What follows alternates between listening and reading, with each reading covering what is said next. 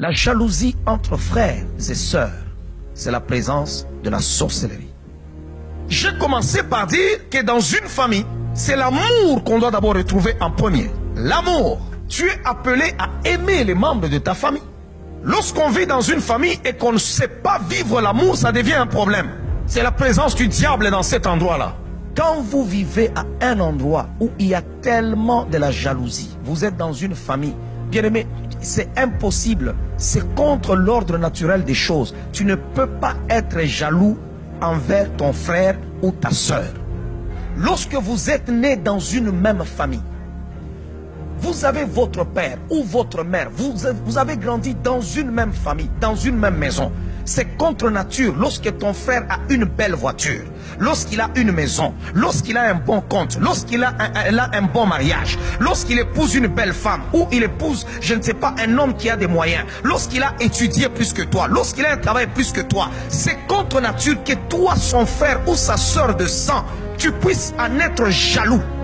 C'est de la sorcellerie.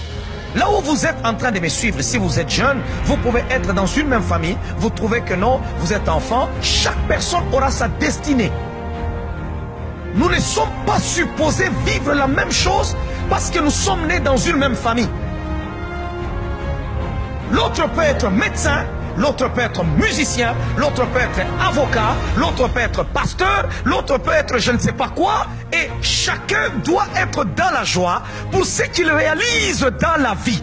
Ne porte pas envie sur l'autre. Le premier meurtre a été commis dans l'histoire de l'humanité, pas par un voisin, pas par un ami, mais c'est pas dans la famille. Pourquoi? Parce que l'autre a vu que son frère prospérait et que lui, ses affaires ne prospéraient pas.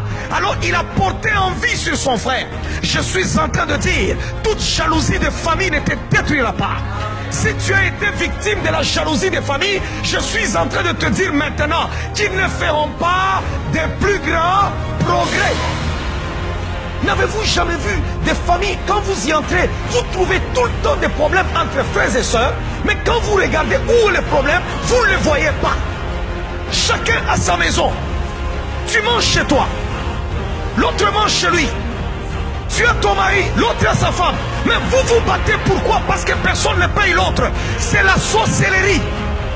Vous allez voir des gens, ils ont commencé depuis qu'ils sont là.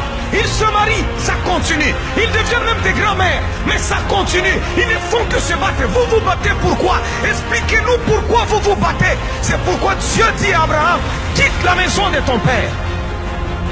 Ces disputes-là te semblent banales, mais laisse-moi te dire, c'est en train de tuer ta destinée. Derrière chaque esprit, il y a un mandat. Ne soyez jamais de ceux-là qui disent non, non, bon, arrête seulement, c'est ton frère, c'est ta soeur. Non, il y a des actions, il y a des actes que nous ne pouvons pas tolérer chez des gens qui sont supposés être les gens qui doivent nous aimer. On peut te tuer par un étranger, on peut te tuer par je ne sais pas quelqu'un que tu as croisé, mais ta soeur, ton frère n'est pas supposé te tuer. C'est contre nature. Il est supposé te protéger. Parce que dans la famille, on se protège. Dans la famille, on ne se livre pas. Dans la famille, on ne se détruit pas. Dans la famille, on ne s'ensorcelle pas. Dans la famille, on ne se tue pas. Ne fais pas semblant sur l'histoire de ta famille. Pendant que je suis en train de parler, regarde ta famille. Et tu vas découvrir des choses ce soir. Alléluia.